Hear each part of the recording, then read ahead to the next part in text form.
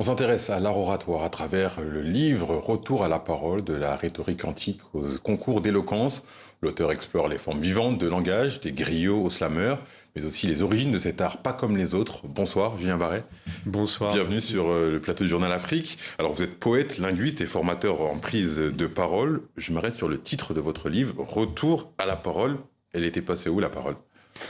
La parole, elle était partie pendant 100 ans, du moins en France et dans une partie de la francophonie. Grosso modo, la parole, elle existe dans toutes les civilisations. Et nous, en Europe occidentale et notamment en France, elle vient d'une tradition gréco-latine. Ensuite, il y a eu toute une tradition qui s'est perpétuée avec le Moyen-Âge, les Jésuites, la Révolution. Et à la fin du 19e siècle, on avait une classe, la classe de première, elle s'appelait la classe de rhétorique. C'était une classe où on écrivait des discours, où on prononçait des discours, il y avait des compositions, c'était en latin. Et elle a été remplacée par la classe de français. Cette classe que la plupart d'entre nous avons eue, qui est en train de changer avec le grand oral, c'est une classe de l'écrit, c'est une classe du commentaire composé, de la dissertation. Et donc, grosso modo, l'oral et la rhétorique et l'art oratoire étaient présents jusqu'en 1902, en 1900.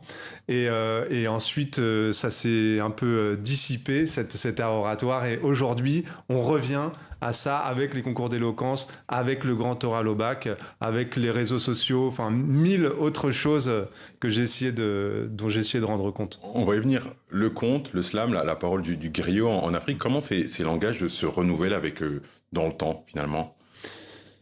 Alors, toutes les formes d'art oratoire, elles se renouvellent dans le temps.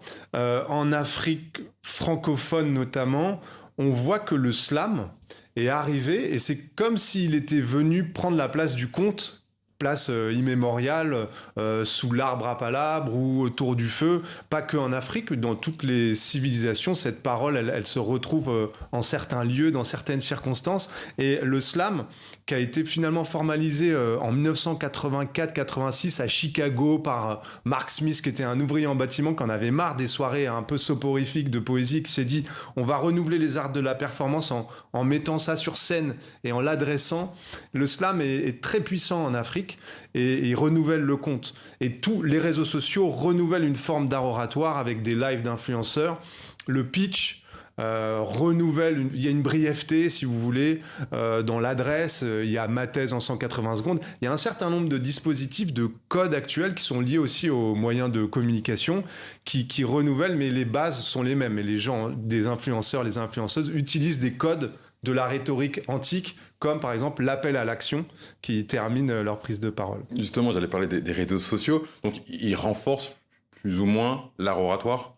Je pense, en fait, on a des réseaux en France, notamment, mais c'est valable aussi dans les pays de la francophonie parfois. Francophone. On a une vision un peu classique de l'écrit, de l'oral, et on pense que les réseaux sociaux, c'est mauvais, c'est nocif. Mais objectivement, on revit aujourd'hui dans une ère de la prise de parole et c'est aussi grâce aux réseaux sociaux, donc à ces lives pour utiliser un anglicisme selon les différentes plateformes, on voit que il est important pour les influenceurs et influenceuses de s'adresser directement à ce qu'ils appellent leur communauté.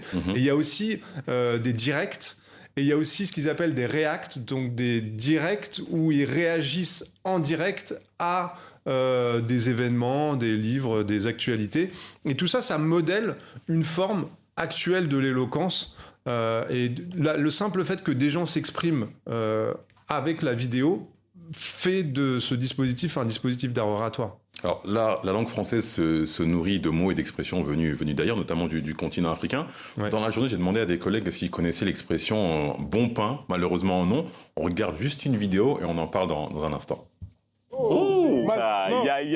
bon pain. Un bon pain. Un bon pain, c'est... Un bon pain, c'est ton chéri? C'est un bon pain. Un bon pain, c'est un garçon qui est beau et mignon. Ça peut aller dans les deux sens aussi, je pense. Si c'est une fille, elle aime joli mec. Si c'est un garçon aussi, il a une bonne chérie. Être un bon pain, c'est une jolie personne. Ça vient de la Côte d'Ivoire. La Côte d'Ivoire. Alors c'est un extrait de Mot à Moteur que vous pouvez retrouver sur les plateformes de TV5 Monde. C'est quoi le chemin pour qu'une expression née à Abidjan se retrouve finalement dans une cour de récré ou même dans le dictionnaire en France? C'est très intéressant, ça c'est les réseaux sociaux, je m'intéresse beaucoup à ça, donc ça c'est du Nushi, le parler urbain d'Abidjan, qui renouvelle beaucoup la langue française. Ça a commencé avec Gao, qui veut dire le plouc ou l'ingénu, et c'était Magic System il y a déjà un petit moment. Il y a eu Patson, il y a eu d'autres. Aujourd'hui, j'ai fait un podcast il y a 3-4 mois à l'université, à la Sorbonne Paris-Nord, à Vitaneuse. J'ai interviewé des jeunes. Il y en a pas mal qui utilisent des mots du Nushi. Ils utilisent aussi des mots un peu plus argotiques comme goumin. Enfin, goumin, ça l'est pas. Ou comme mougou. Et puis, Caris, un rappeur, avait parlé de chouin. Donc ça, c'est très, très vulgaire. Mais on a aussi du camfranglais. C'est un mélange de français, d'anglais, de différentes langues qu'on trouve au Cameroun.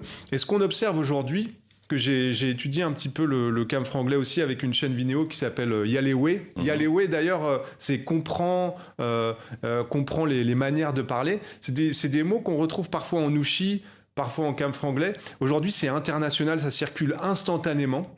Et les réseaux sociaux font que des étudiants de l'université, la Sorbonne Paris-Nord de Vitaneuse, qui sont nés, qui ont grandi, qui ont fait leurs études au Sénégal, ouais, ils les connaissent exactement comme les natifs du 93, qui n'était pas possible avant d'évoluer avec les mêmes refs, les mêmes trends.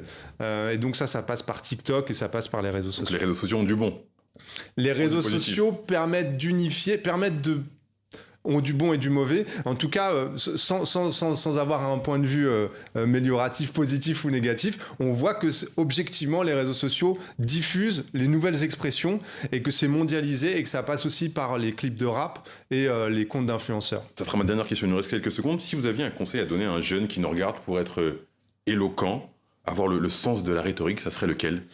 Le premier conseil, c'est la pratique quotidienne et le mimétisme. Donc si le jeune ou la jeune en question veut faire de l'humour, allez voir tous les sketchs qui existent et ensuite s'exercer dans les comédie clubs s'il est dans une grande ville. Si c'est la politique, allez voir les débats politiques. Il y a différents genres d'oratoires. Regardez, voir. Regarder et pratiquer soi-même, et par mimétisme, par répétition, ça s'absorbe de manière assez naturelle. C'est comme apprendre à respirer ou à marcher quand on est enfant. Le conseil est passé. Merci beaucoup Julien Barret d'avoir accepté notre invitation. Vous êtes poète, linguiste et formateur en prise de parole, et votre livre Retour à la parole est disponible aux éditions Actes Sud et disponible partout. Merci beaucoup. Merci à vous.